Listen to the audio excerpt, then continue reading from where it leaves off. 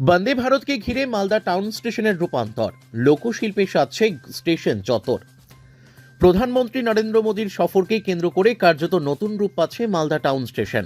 দেশের প্রথম sleeper class Vande Bharat এক্সপ্রেসের সূচনা ঘিরে শুধু রেল যোগাযোগ নয়, মালদার সংস্কৃতি ও ঐতিহ্যকেও তুলে ধরার উদ্যোগ নিয়েছে রেল কর্তৃপক্ষ। স্টেশনের সামনের অংশে চলছে ব্যাপক সৌন্দর্যায়ন ও রাত দিন এক করে কাজ চলছে, যার তদারকিতে রয়েছেন শীর্ষস্থানীয় রেল আধিকারিকরা। মূল প্রবেশ পথের দুপাশে বসানো হয়েছে গম্ভীরা লোকশিল্পের আদলে তৈরি বিশাল মুখোশ। মালদার নিজস্ব সাংস্কৃতিক পরিচয়কে তুলে ধরতেই এই উদ্যোগ বলে জানিয়েছে রেল সূত্র। স্টেশন চত্বরে সবুজ ঘাসের উপর স্থাপন করা হয়েছে শ্রী চৈতন্যের ফাইবারের মূর্তি। পাশাপাশি বসানো হয়েছে বাঁকুড়ার টেরাকোটা শিল্পের মুরাল। নতুন চারাগাছ লাগিয়ে আরও সবুজ করে তোলা হচ্ছে পুরো এলাকা। সব মিলিয়ে মালদা টাউন স্টেশন যেন এক সাংস্কৃতিক গ্যালারির রূপ নিচ্ছে।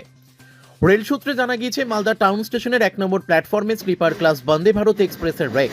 সেই কারণে 15 থেকে 17 জানুয়ারি পর্যন্ত স্টেশনের 1 ও 2 নম্বর প্ল্যাটফর্ম থেকে কোনো ট্রেন চলাচল করবে না। শুক্রবার মালদায় আসছেন রেলমন্ত্রী অশ্বিনী বৈষ্ণব। প্রধানমন্ত্রী আসার আগে তিনি স্টেশনের পরিকাঠামো খতিয়ে দেখবেন।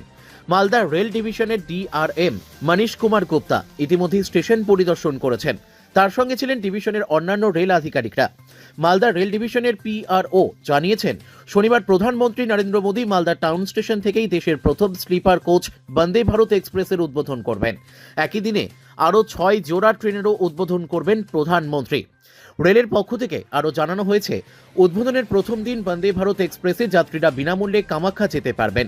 সব মিলিয়ে এই ঐতিহাসিক মুহূর্তকে স্মরণীয় করে তুলতে প্রস্তুত মালদা টাউন স্টেশন।